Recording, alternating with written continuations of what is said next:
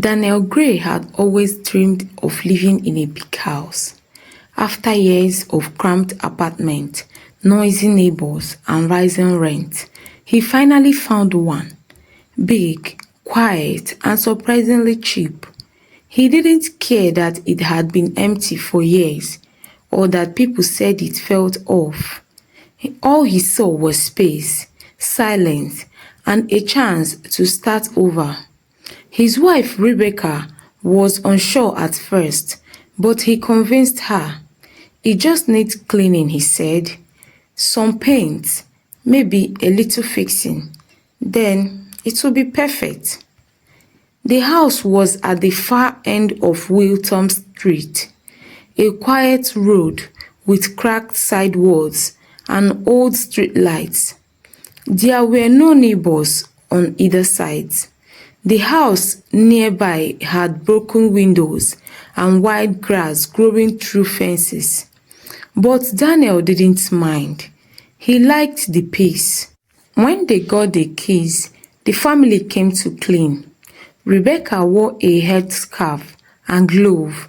Daniel brought brooms, buckets, and paint. Their 8-year-old daughter, Emilia, sat at the porch with her teddy bear, watching butterflies dance in the dry garden. The compound was messy. The front yard was covered in tall weeds and empty bottles. The back of the house had a small garden, but it looked like no one had touched it in years. An old twisted tree stood in the middle, leafless, dry, and its branches looked like clouds. They started from outside. Daniel cut the grass and picked up broken bottles. Rebecca swept the front stairs. Dust rose into the air like smoke. Cobwebs hung from corners. The black gate was rusty and stiff, and it made a loud scratch every time it opened. "Creepy sound," Rebecca said, wiping her forehead. Daniel laughed. "We'll oil it tomorrow." Inside the house was worse. The living room was full of dust. The curtains were torn. A dead rat lay in the corner. The air smelled old, like wet clothes and wood. Rebecca covered her nose. "We need to open all the windows," she said. They worked all day. Daniel cleaned the floor and wiped the wall. Rebecca washed the windows and packed out the old furniture left behind. They found a mirror in the hallway, tall, wide, and a bit cracked at the corner. "Let's keep this one," Rebecca said. "It has style." They didn't notice that the mirror did not reflect light properly, or that Emilia stared at it for a long time without blinking. That night, they were too tired to stay. They locked up the house and returned to their rented flat to rest. They planned to move in fully the next weekend. But as they walked away, the hallway mirror caught a shape that wasn't supposed to be there. A figure standing at the top of the stairs, watching them leave. 1 week later, Daniel and Rebecca and Emilia packed their things into a small moving truck and drove back to Wilton Street. The sun was high, but the house still looked cold and quiet. The gate made that same loud scratch when Daniel opened it. "Still haven't oiled it," he muttered with a small smile. They carried boxes inside, books, clothes, kitchen tools, toys. Emilia held her teddy bear tight. She looked around and whispered, "Mary says the house is clean now." Rebecca turned sharply. "Who is Mary?" Emilia answered softly, "My new friend. She lives here." Daniel laughed. "She's just playing." They unpacked quickly. Daniel set up the TV and fixed the curtains. Rebecca arranged plates in the kitchen.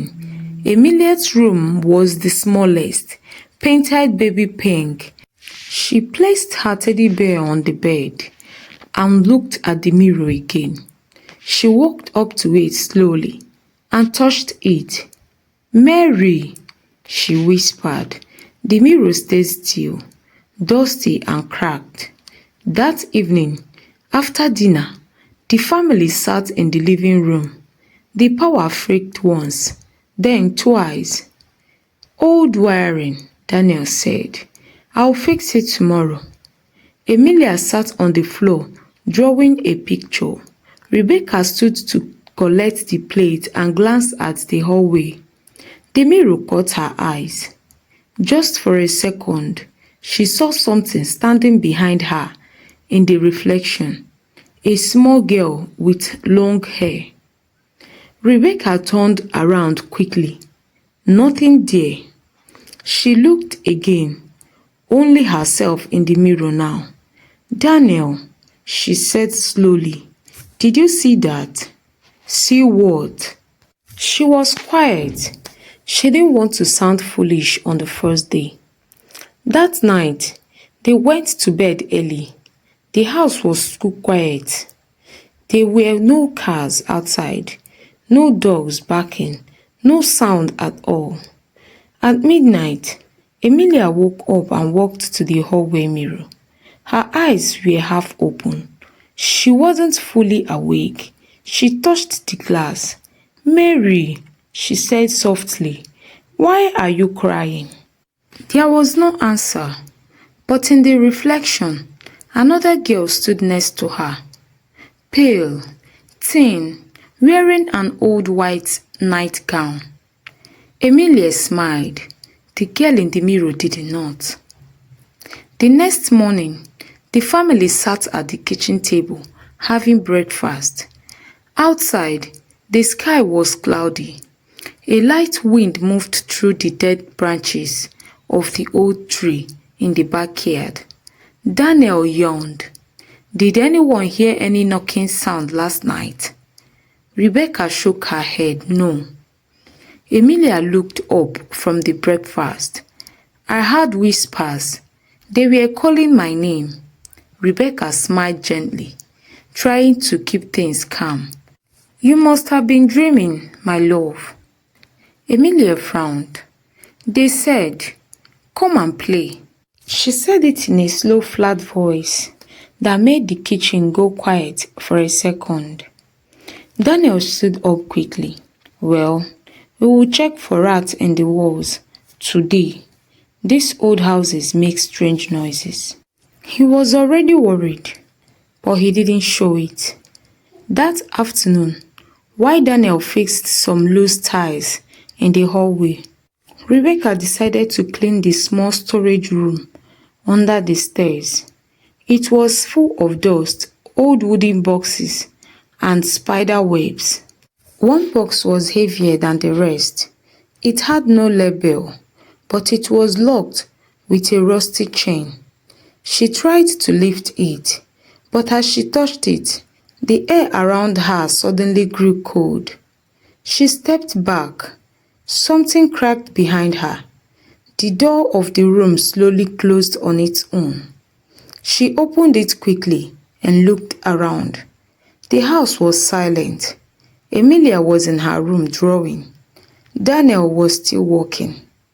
Rebecca looked down at the box again. "Strange," she whispered. She left it there. She didn't want to touch it again.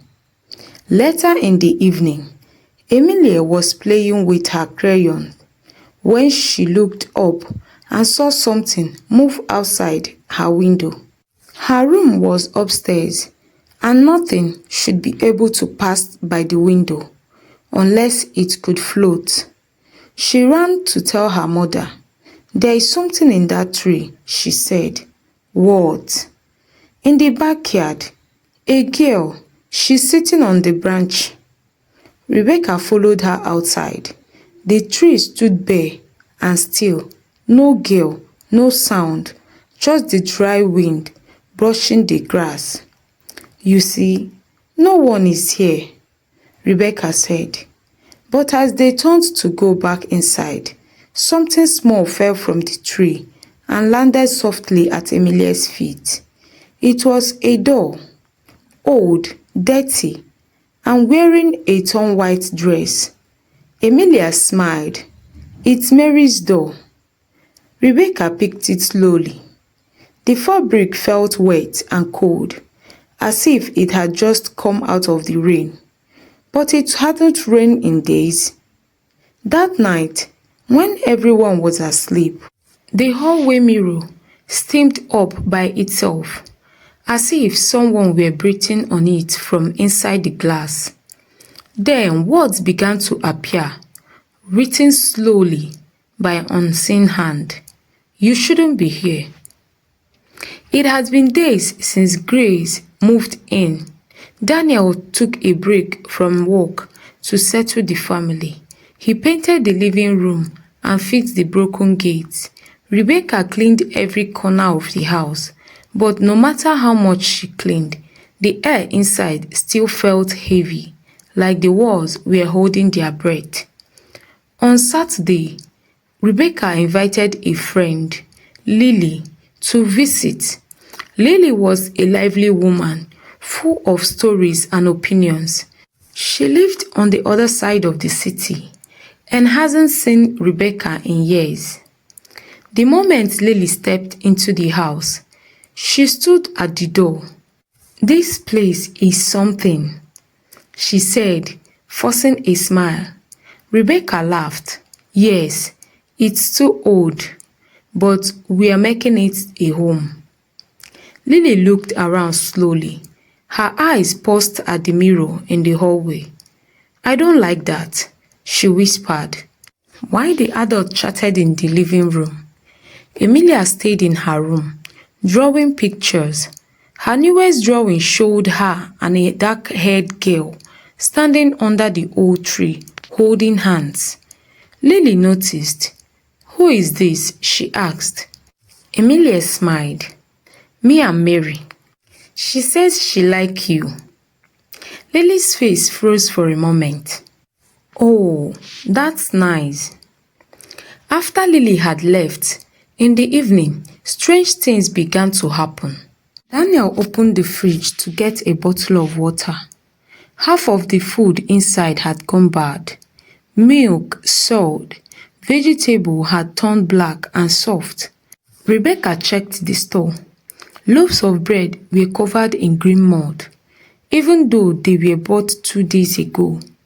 "I don't understand," she said. "It's too fast." They threw out the food. In the midnight around 2 a.m., Rebecca woke up from a strange dream. In the dream, she was walking through the house, but the floor was full of bones. The light flickered, and the little girl's voice whispered, "You took my place." Rebecca sat up in the bed, sweating. She walked to the kitchen to get water and stopped. The stove was on. A pot was on it, bubbling. The smell of stew filled the room. She looked around. No one else was awake. She turned off the fire and opened the pot. Nothing inside, no stew, just steam rising slowly from an empty pot. The next day, Daniel looked for a set of keys he had left on the shelf. Gone. Rebecca's earrings disappeared from her drawer. Emilia's shoes were found in the bathtub. They searched the house top and bottom, but things kept moving, vanishing, or spoiling. And every morning, when Rebecca checked the hallway mirror, the same foggy message appeared again. "You shouldn't be here." She walked out worried. Lily couldn't sleep after visiting the house. Something about the mirror stayed in her mind like a cold shadow. That night, she dreamed of a girl standing in the hallway, pale, eyes wide, her mouth slowly whispering, "Help me." She woke up breathing hard, confused. This isn't normal, she whispered to herself. The next morning, she called Rebecca. Hey, how are you doing, baby girl? Can I come over again? I just feel like talking to you. Rebecca was happy to hear from her. Of course, come anytime. Meanwhile, at the house, more strange things were happening. Daniel found the tools box open, tools scattered on the floor, though he was sure he had picked them properly the day before. Rebecca opened the cupboard and saw the bag of rice had turned black overnight. Her tomatoes were soft and leaking, all 5 of them spoiled at once. In the living room, one of the bulbs kept flickering. Even after Daniel had changed it twice, it kept blinking like it had a heartbeat on its own. Lily arrived that afternoon, wearing a worried face. I've been thinking about your house, she said as she sat down with Rebecca in the kitchen. Rebecca smiled. Everyone is thinking about this house. Lily looked around. It feels strange, like the walls are listening. I'm sorry. I don't want to scare you. Rebecca sighed. Lily, strange things have been happening. Food is going bad. We hear noises. I even found a pot cooking by itself. Lily leaned closer. Do you know who lived here before you? Rebecca shook her head. No. The agent said the house was empty for a long time, but the last family left suddenly. Lily nodded slowly. I haven't found anything clear, just old stories. Whispers, really. Some said the street used to be unlucky. People came, but they never stayed. Rebecca laughed nervously. That's comforting. Lily held her hand. Just be careful. Keep an eye on Emilia. Children notice things before we do. They heard a soft knock on the wall. Just once, then silence. They both turned towards the hallway. No one was there. That night, Daniel couldn't sleep. He kept dreaming of the mirror. In the dream, he stood in front of it, but his reflection didn't move. It only stared at him. When he woke up, his bedsheet was on the floor, and there was a red handprint on the wall beside his pillow, small like a child's. Downstairs in the kitchen, the kettle turned on by itself. The flame flickered blue. And in the hallway, the mirror fogged up again. This time, the message was shorter. She's not playing anymore. The next morning, Rebecca woke up before everyone else. The air in the house felt heavier than usual, like a thick blanket she couldn't shake off. She went downstairs to start chores, but stopped at the hallway. The mirror was cracked. Thin lines ran across it like spider webs, reaching from the top corner to the center. She touched it gently. The glass was freezing cold, too cold. She stepped back, staring. It wasn't like this last night, she whispered. When Daniel came down, she showed him. He frowned. Maybe Emilia hit it with something by accident. No, Rebecca said. She wouldn't do that. And if she did, she would have told me. Daniel didn't argue, but he didn't have another answer either. In the kitchen, Rebecca opened a fresh pack of cereal and poured it into a bowl. Dozens of black ants poured out with it, crawling across the table like they were trying to escape. She screamed, dropped the box, and backed away. Daniel rushed in. What happened? Rebecca pointed, shaking, but by the time he looked, the ants were all gone. Just cereal, clean, dry. No, she said. They were there. Daniel looked at her. He didn't say it, but she saw it in his eyes. He thought she was imagining things. Meanwhile, Emilia had started talking less. She stayed in her room more, always drawing with her red crayon. Her newest drawing showed their family sitting at the table with a tall black shape standing behind them. When Rebecca asked who it was, Emilia said softly, "That's Mary's mother. She watches us now." Emilia, why do you say things like that? Emilia just smiled. That evening, the kitchen light bulb burst without warning. Glass sprinkled down like tiny stars. No one was near it. Rebecca cleaned it up quickly. Her hands shook. Later, she opened the fridge. The meat she had bought that morning was now completely rotten. Even sealed water bottles had turned cloudy. Daniel blamed the fridge. "I will call someone," he said. "Maybe the wiring is messing things up." Rebecca nodded, but deep down, she didn't believe it anymore. That night, she had a dream again. She was walking through the house in the dark. Only one light was on in the hallway. She looked into the mirror. Her reflection didn't copy her. It raised its hands and smiled, but she didn't. Then it whispered, "You can't protect her." Rebecca gasped and woke up, sweating. Her bedsheet was wrapped tightly around her legs, like something had pulled it. She looked over at Daniel, still sleeping. Then she noticed something else, the red crayon, lying on her pillow. The next morning, Rebecca had had enough.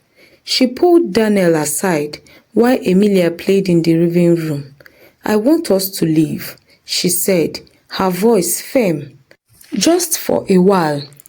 A weekend maybe. Let's go stay with my sister at her place." Daniel stared at her. "You think this house is haunted?" "I don't know," Rebecca said, "but I don't feel safe here anymore. I'm not sleeping. Food spoils overnight. The mirror cracks by itself. Emilia keeps talking to someone I can't see." Daniel looked towards the hallway mirror. The cracks were worse today. He took a deep breath. "Okay, we'll go, just to clear our heads." They packed lights. By 2 p.m., bags were ready. Emilia was dressed in her favorite pink jacket. But when Daniel turned the key in the front door, it wouldn't open. He tried again. Nothing. It wasn't jammed. It was like the lock had been filled with glue. He grabbed a hammer from the shed and tried breaking the handle. The hammer snapped at the neck. Rebecca watched from the hallway, holding Emilia's hand. "Try the back door," she said. Daniel ran to the back. Same thing. The key turned, but the door didn't budge, not even a rattle. That night, the house was colder than usual. Rebecca wrapped Emilia in 2 blankets. "We'll find a way out tomorrow," she whispered. Emilia looked up at her. "Mary doesn't want us to go." Rebecca smiled weakly. "Emilia, stop saying that." "But it's true. She says you are being rude." Rebecca felt a chill crawl up her back. "Rude?" Emilia nodded. "She says the house picked us and we should say thank you." Around 2 a.m., Rebecca heard soft footsteps upstairs. She sat up.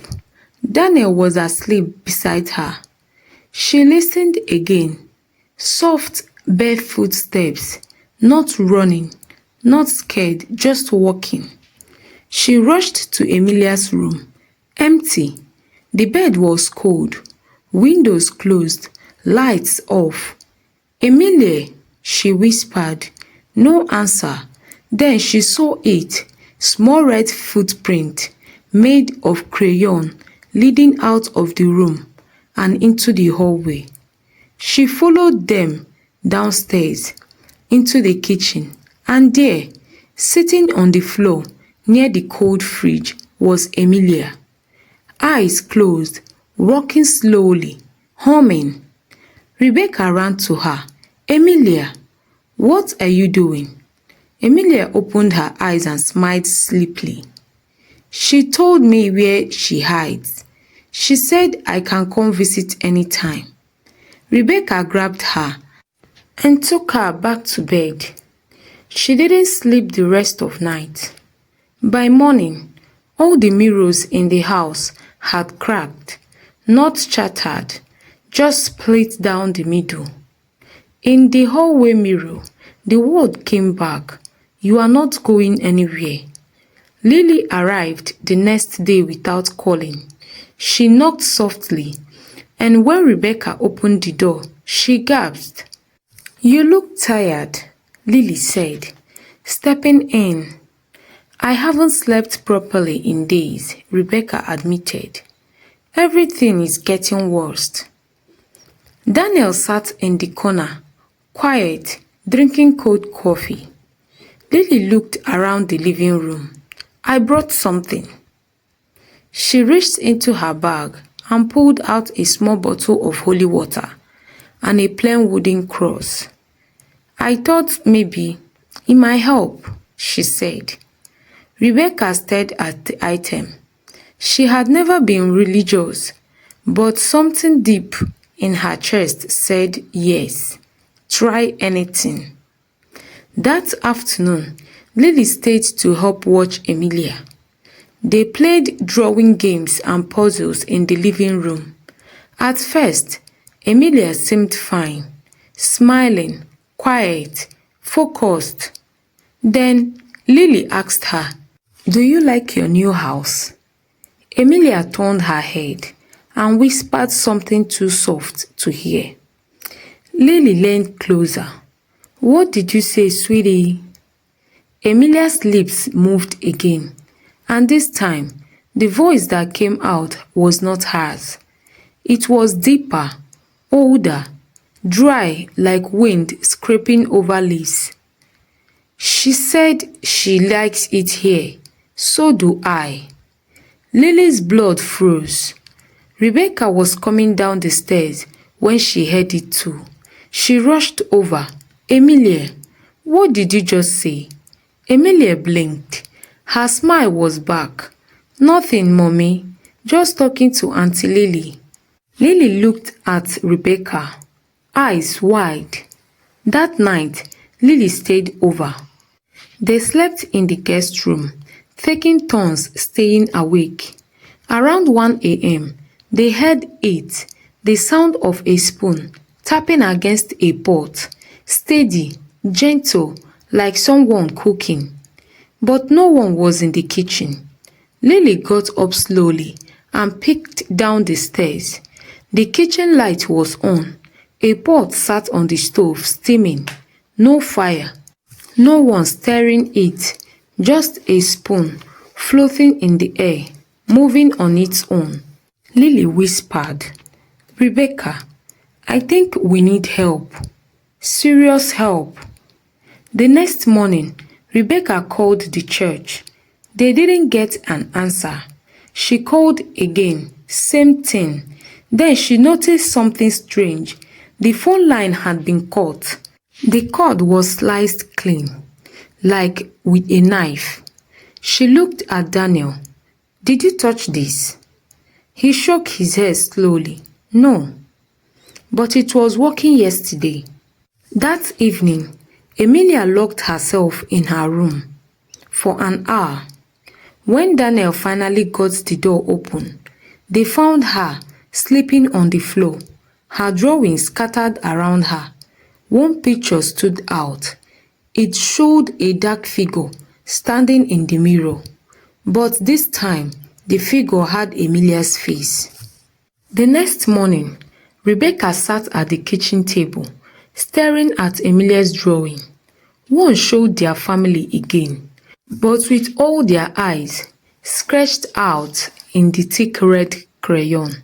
Another showed the house, standing alone in a grey field, with dark smoke rising from every window.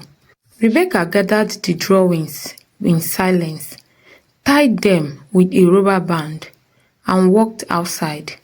She didn't say anything to Daniel or Lily. She went behind the house, lighted the papers, and dropped them on the ground. She watched them burn all the way to ash. Then she turned to go back inside. But when she opened the back door, the drawings were sitting on the kitchen table, clean, untouched, still warm. Rebecca screamed. Lily and Daniel rushed in. She pointed at the papers, her voice shaking. I burned them. I saw them turn to ash. Lily didn't speak. She picked one up slowly. It was cold now, cold like something left in a freezer. Daniel looked at the door. That's it. I'm breaking a window. We are leaving this place now. He grabbed a chain and swung it hard at the living room window. The glass cracked, then fixed itself instantly, like water closing after a storm drop in. Daniel dropped the chair. What the hell is this place? That evening, Lily returned with someone.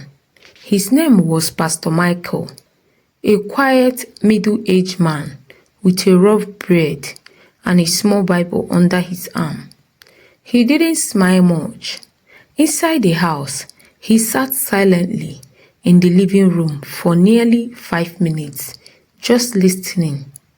Then he said, there is something here, something old, something invited. Invited? Daniel asked. We didn't invite anything. Pastor Michael looked at Emilie, who sat on the floor drawing another picture. Sometimes children open doors by mistake. Rebecca felt her heart drop.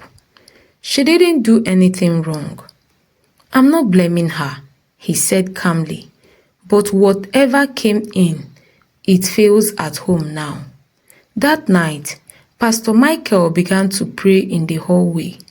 As he opened his Bible, the light flickered. The temperature dropped sharply. Rebecca held Emilia close, while Daniel and Lily stood behind the pastor. He touched the cracked mirror and whispered, in the name of the Lord, I command you. The mirror chattered, not with a bang, but with a soft sigh, like it had finally let go. The pieces fell to the ground, silent, sharp.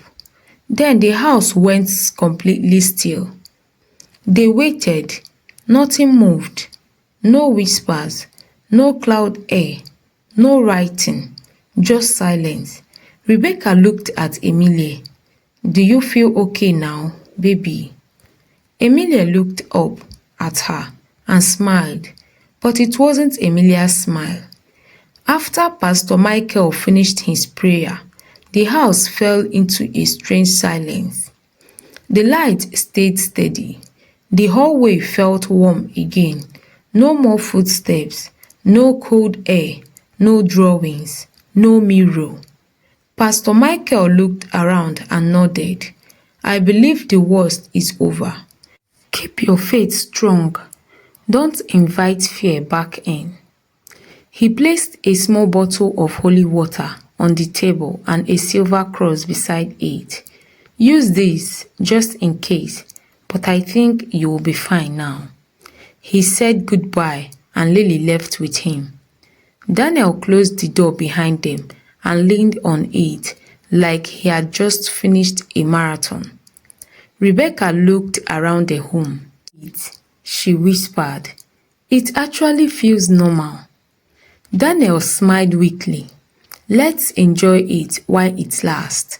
That night, They had dinner together, real dinner. The stove worked, nothing spoiled, no food floated. Emilia even laughed at something Daniel said. Her laugh, soft and sweet, filled the kitchen like sunshine. Rebecca felt a tear roll down her cheek, not from fear, from relief. Maybe, just maybe, things were truly getting better. But the next morning, something small happened. Emilia didn't respond when Rebecca called her for breakfast. Rebecca walked into her room. Emilia sat on the floor, eyes wide open, not blinking. Her red crayon rested in her hand, unmoving. She wasn't drawing, just sitting there, staring. Emilia. She slowly turned her head and smiled, but the smile, it was too wide, stretched and empty.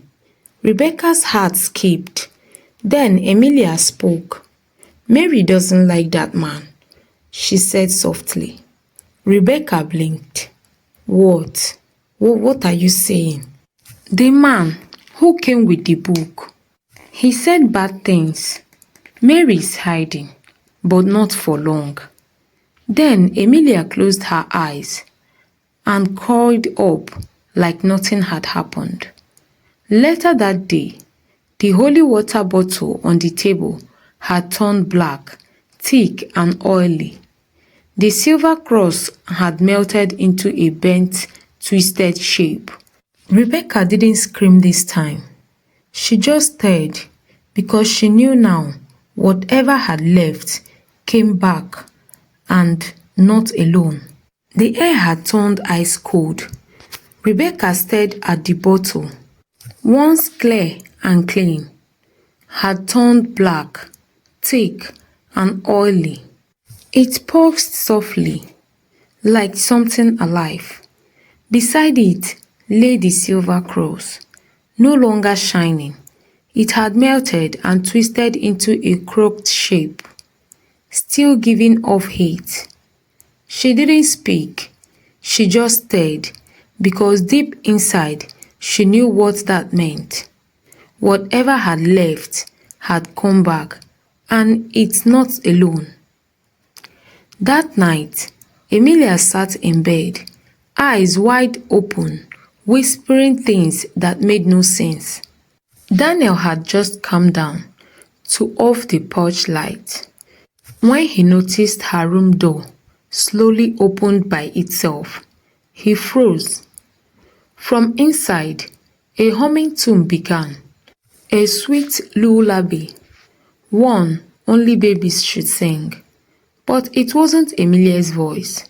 He rushed up with Rebecca behind him. Emilia's room was freezing cold. The girl sat still, unmoving, staring at the wall. Symbols were forming on the wall, pulsing through the paint, black, ancient and shifting. And then the wall opened like a wound. Dark hands reached through. They barely managed to drag Emilia out and slam the door shut. Something banged from inside, again and again. That night, no one slept. Rebecca lighted a candle and opened her laptop. Daniel sat with his arms around Emilia, trembling. Something is wrong with this house, Rebecca said quietly. We have to find out what. They began searching. Old news archive, obituaries, property records. Then they found it.